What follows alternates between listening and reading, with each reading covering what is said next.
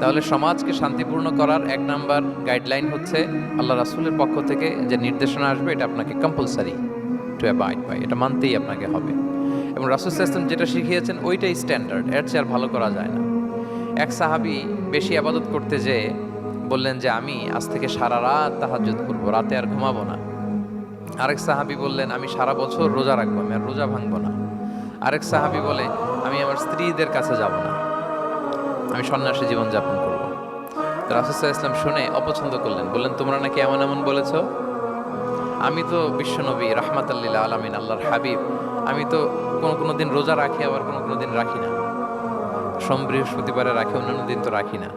আবার রাতে আমি ঘুমাই, আবার তাহাজ্জুদও করি, আবার আমি স্ত্রীদের সাথেও মেলামেশা করি। তো আমার এই ব্যালেন্স লাইফ লিড করেও তো আমি আল্লাহর শ্রেষ্ঠ হতে আমার কোনো সমস্যা হয়নি, তোমাদের কি সমস্যা হলো?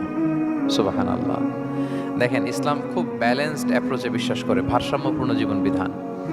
তার মানে রাসূল সাল্লাল্লাহু আলাইহি ওয়াসাল্লাম যেটা শিখিয়েছেন ওইটাই স্ট্যান্ডার্ড। আপনি কি রাসূল সাল্লাল্লাহু আলাইহি ওয়াসাল্লামের চেয়ে বেশি মুত্তাকি হতে পারবেন?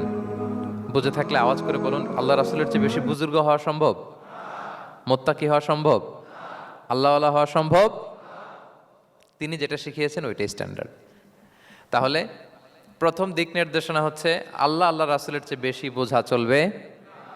ওনারা যে নির্দেশনা দিয়েছেন সেটা মানলেই জীবনের সুখ, সেটা মানলেই কি